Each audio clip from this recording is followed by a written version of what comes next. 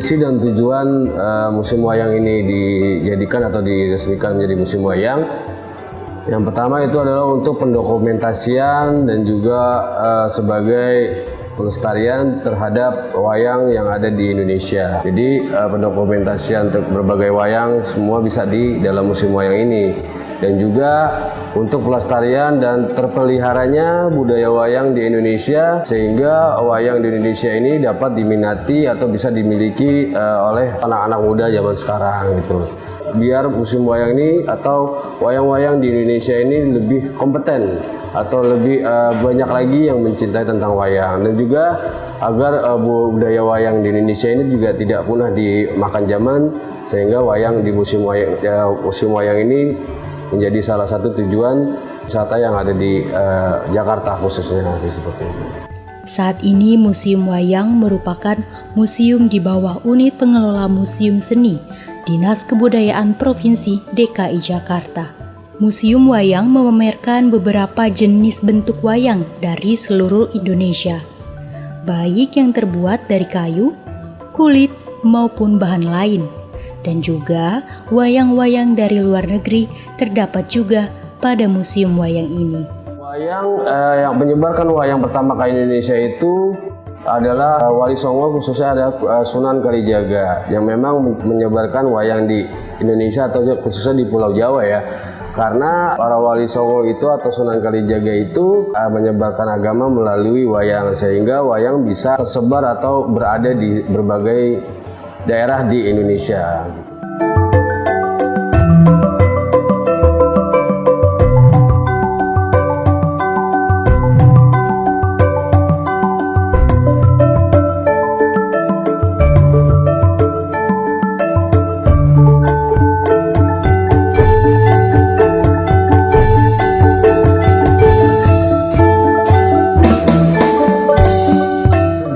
Penyebaran wayang Indonesia ini sebenarnya sejarah dari wayang ini sendiri sudah ada dari zaman nenek moyang. Memang udah dari zaman dulu menjadi sejarah kuno sebenarnya ya. Tapi pada dasarnya wayang dulu mungkin belum bentuk seperti saat ini ya. Karena mungkin dari awalnya itu wayang dibuatnya sebelum dari kulit gitu ya. Terus juga dulu dibuat dari kayak rumput, terus juga dibuat dari daun-daun lontar. Memang fungsi dan kegunaannya juga belum seperti saat ini. Tapi setelah itu barulah wayang berkembang di Indonesia, yaitu sudah kurang lebih abad ke-15. Wayang berkembang di Indonesia, dibuat dari kulit, sehingga wayang juga mempunyai cerita-cerita, dan sehingga juga wayang bisa diminati atau bisa disaksikan oleh banyak masyarakat. Karena memang dulunya sejarah wayang itu digunakannya sebagai alat atau untuk pemujaan para leluhur, ya, pemujaan para roh-roh, para leluhur yang memang masih dipakai sebagai tradisi pada zaman itu gitu ya. Dan akhirnya wayang masuknya Hindu, barulah wayang itu berkembang sebagai tempat atau alat medium atau media untuk penyebaran agama Hindu pada awalnya. Seperti itu, dan akhirnya Wali Songo itu menjadikan sebagai wayang juga sebagai media penyebaran agama di Indonesia. Jadi seperti itu sih sejarah wayangnya sendiri gitu.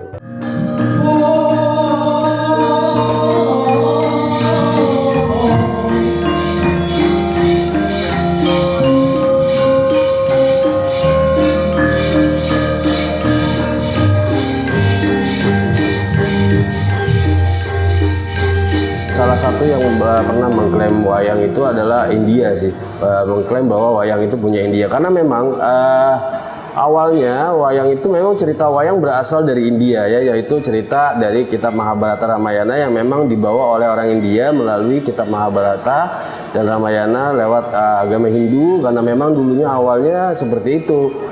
Masuknya Hindia Belanda masuk membawa agama Hindu melalui kitab Mahabharata Ramayana gitu. Jadi sehingga wayang dimulai dari situ seakan-akan seperti itu ya. Akhirnya di situ India mencoba mengklaim kalau wayang itu punya Indonesia. Pada dasarnya memang ceritanya berasal dari India, tapi wayangnya itu punya Indonesia sebenarnya.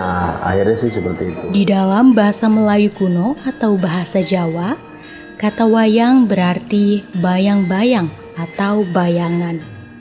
Sedangkan dalam cerita Kakawin Arjuna Wiwaha karangan Empu Kanwa sejak tahun 1019 sampai 1042 ada disebutkan kata ringgit yang dalam bahasa Jawa sekarang ini digunakan untuk menyebutkan wayang dalam bahasa Kromo Inggil.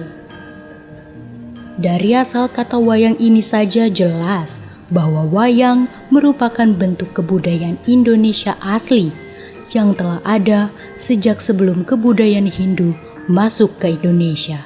Ya, sesuai perkembangan sejarah atau perkembangan budaya wayang di Indonesia, khususnya memang wayang itu nggak hanya sebagai penyebaran agama Islam, ada juga penyebaran untuk agama-agama lain. Yang pertama sebenarnya sebelumnya agama Islam itu juga untuk agama Hindu, ya kan. Terus baru oleh para wali songo dipakai sebagai media dakwah untuk penyebaran agama Islam oleh Sunan Kalijaga dan para wali lainnya.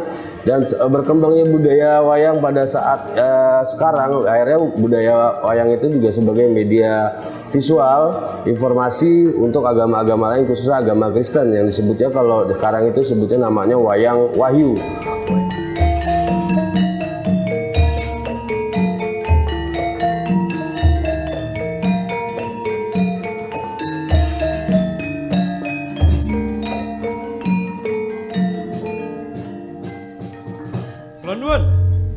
Kula nuwun. Iki ana bocah lanyu-lanyu lumebu ing papan dununge para imam. Kowe kuwi sapa? Ditepungake wae. Aku iki Yudas, siswane Sang Guru Yesus. Waladalah. Kowe Yudas, siswane Yesus. Apa kowe arep soroh nyawa lumebu ana papan dununge para imam? Kamangka Yesus iku dadi klilipe para imam. Wayang wahyu itu jadi wayang yang memang menceritakan visual tentang agama Kristen, ya. Jadi mengambil cerita dari kitab Perjanjian Lama dan Perjanjian Baru, di mana tokoh-tokoh yang ditampilkan atau tokoh-tokoh yang ada di dalam cerita wayang wahyu tersebut adalah bukan tokoh dalam cerita Mahabharata atau Ramayana, tapi tokoh-tokoh yang memang mengambil dari cerita agama Kristen itu sendiri, gitu. Dari kitab Perjanjian Lama dan Perjanjian Baru ya ada Yesus, ada Nabi Adam dan lain-lain. Jadi memang tokoh-tokoh yang ada di dalam cerita yang ada di dalam kitab Perjanjian Lama dan Perjanjian Baru. Dan memang pencetusnya adalah seorang pendeta ya pada saat itu membuat wayang wahyu ini sebagai media visual tentang agama Kristen. Jadi seperti itu. Jadi bisa juga wayang itu ada juga dipakai untuk media penyebaran agama lain selain agama Islam. Pagelaran wayang ketika itu merupakan perwujudan di dalam pemujaan terhadap arwah leluhur. Bentuk ringgit atau wayang apabila didekatkan pada tembok atau dinding lainnya dan terkena sinar matahari akan tampaknya bayangan. Dan untuk menjaga agar bayangan tersebut dapat dilihat dengan sempurna, maka dibentangkanlah kain putih dan di belakangnya digantungkan pelita yang dalam bahasa Jawa disebut belencong atau di Bali disebut dengan nama belincung. Maka terlihatlah bayangan atau wayang. Filosofi yang ada di dalam wayang kulit ya, pada dasarnya wayangnya sendiri, bahasa wayangnya ini mempunyai sebuah nilai filosofi ya. Asal kata wayang ini dari kata bayangan atau bayang-bayang kehidupan manusia. Jadi kita dari situ bisa melihat atau bisa menelaah bahwa wayang itu udah menjadikan bayangan kehidupan manusia. Dari wayang ya mungkin dalam bentuk wujudnya wayang itu nggak ada bentuk asli wujud wayang ya, tapi di dalam wayang itu mempunyai karakter. Jadi wayang itu khususnya wayang kulit ya mempunyai karakter. Jadi setiap tokoh itu mempunyai karakter yang memang ada di dalam karakter diri manusia. Jadi wayang itu ada yang jahat dan ada yang baik gitu ya. Terus juga dia mempunyai karakter-karakter jahat itu ya ada yang jahat sebenarnya baik gitu. Ada yang pura-pura baik tapi sebenarnya jahat. Jadi di dalam wayang itu seperti itu, nilai filosofinya sangat tinggi sekali ya, karena di dalam perangkat-perangkat pagelaran wayang itu sendiri juga mempunyai nilai filosofi sendiri-sendiri. Dari wayangnya, wayang itu sebagai orang yang hidup di dalam sebuah cerita gitu kan. Wayang itu menjadikan bentuk atau orang atau sebuah media yang memang hidup di dalam sebuah cerita kehidupan. Karena kayak kelir atau layar yang ada di dalam pagelaran wayang itu kan melambangkan dunia, dianggapnya seperti itu. Terus juga lampu belencong itu sebagai seperti lampu matahari, itu juga peti itu juga sebagai bentuk sebelum wayang ini keluar dia itu ada di dalam peti. Nah pada saat mau dimainkan wayang ini akan dikeluarkan, jadi berarti dia akan menjalani sebuah kehidupan di dunia. Setelah wayang itu dimainkan, ceritanya berakhir, wayang itu pun akan dikembalikan ke peti. Berarti setelah dia selesai menjalani sebuah cerita, wayang itu akan dikembalikan ke peti yang berarti akan kembali lagi. Pada dasarnya filosofi yang dimaksud di sini adalah wayang itu seperti bayangan manusia yang memang selalu ada masanya dia lahir, ada masanya dia mati. Seiring masuknya kebudayaan Hindu di Indonesia pada abad ke-5 sebelum Masehi, pertunjukan wayang tidak lagi terbatas sebagai pementasan seni panggung atau suatu seni teater boneka yang sangat digemari masyarakat. Tetapi pertunjukan wayang telah menjadi alat atau media penyebaran agama. Kini salah satunya wayang yang paling populer di Jawa Tengah dan Jawa Timur adalah wayang kulit atau wayang kulit purwa. Wayang ini berbentuk pipi dan terbuat dari kulit kerbau atau kambing. Lengan dan kakinya bisa digerakkan. Di Jawa juga pertunjukan wayang kulit seringkali menggabungkan cerita-cerita Hindu dan dengan Buddha dan Islam. Wayang itu yang pastinya bisa menjadi alat komunikasi tradisional karena memang dari cerita sejarah wayang itu sendiri menjadi salah satu tradisi yang menjadi tradisi Indonesia, karena wayang itu menjadi salah satu nilai tradisi kuno sih sebenarnya, karena memang wayang udah ada dari zaman dulu gitu, sebelum adanya Wali Songo wayang udah ada, karena memang menjadi salah satu alat komunikasi terhadap roh-roh leluhur. Wayang itu dipakainya dulu, makanya wayang itu bisa menjadi alat tradisional atau media tradisional segala macam, dan hingga sampai sekarang pun masih bisa digunakan sebagai media alat komunikasi tradisional. Ya, misalnya apabila ada yang mau hajatan, mereka nanggep wayang sebagai hiburannya. Terus juga ada untuk ruatan-ruatan, terus juga ada pada momen-momen cerita tentang kayak misalnya lagi bulan Maulid, terus juga menceritakan tentang cerita agama Islam tapi lewat wayang, contohnya wayang Sadat itu kan. Jadi masih bisa, yang pasti bisa, karena wayang itu adalah salah satu budaya tradisi. Selain kisah-kisah religius, cerita-cerita rakyat serta mitos sering digunakan.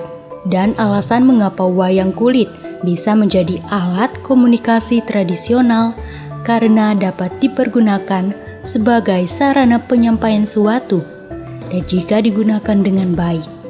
Dan wayang dapat mengikat perhatian kepada masyarakat. Adapun perlengkapan pementasan wayang seperti berikut. Yang pertama, dalang, orang yang memainkan lakon wayang. Selanjutnya keprak atau kecrek, belencong, pelir, gamelan, rebab atau cemplung, suling, dan terakhir kotak penyimpanan wayang.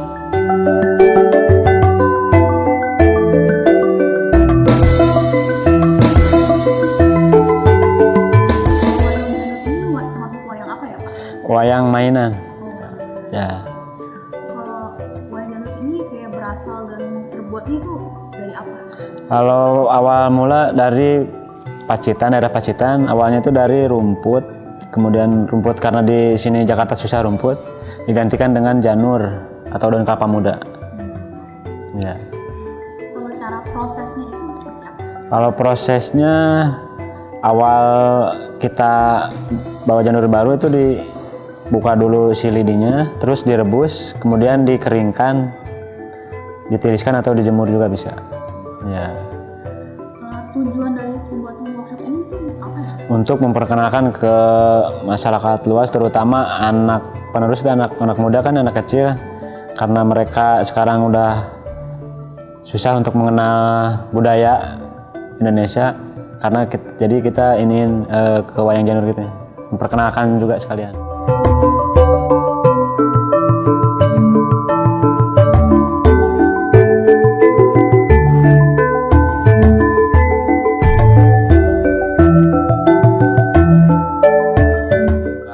Saya sih pada dasarnya karena dengan berkembangnya budaya, berkembangnya teknologi saat ini, harapan saya kepada khususnya anak-anak muda saat ini, marilah kita ikut melestarikan budaya di Indonesia, khususnya budaya wayang dengan apa yang kita bisa, dengan apa yang kita miliki. Kalau bukan kita, orang-orang Indonesia, khususnya anak-anak muda, siapa lagi gitu kan yang mau melestarikan dan menjunjung tinggi nilai budaya yang ada di Indonesia, karena budaya Indonesia atau budaya wayang ini menjadi warisan budaya bangsa yang sudah diakui ya oleh dunia, khususnya oleh UNESCO ya, sudah diakui oleh UNESCO pada tanggal 7 November 2003 bahwa budaya wayang itu menjadi budaya bangsa Indonesia. Nah, justru itu kalau bukan kita yang mencoba melestarikan, menaikkan nilai-nilai wayang itu sendiri, budaya itu sendiri, siapa lagi? Dengan berkembangnya teknologi saat ini, ya dengan adanya handphone, media sosial dan lain-lain, marilah dengan itu kita bantu, kita melestarikan budaya-budaya yang Indonesia, khususnya budaya wayang ya, agar wayang ini tidak punah dimakan zaman. Karena anak-anak muda sekarang kan lebih ke tentang yang tontonannya udah yang instan segala macam ya, budaya-budaya luar yang sudah masuk ke kita itu udah menjadi konsumsi anak-anak muda sekarang, sehingga mungkin lebih agak kurang nih tentang kebudayaan di Indonesia pecintanya, sehingga budaya Indonesia khususnya wayang hampir mau punah gitu. Sehingga malah ke harapan saya agar anak-anak muda bisa ikut aktif untuk melestarikan budaya wayang di Indonesia melalui gadget dan juga media sosial. Mungkin itu aja dari saya.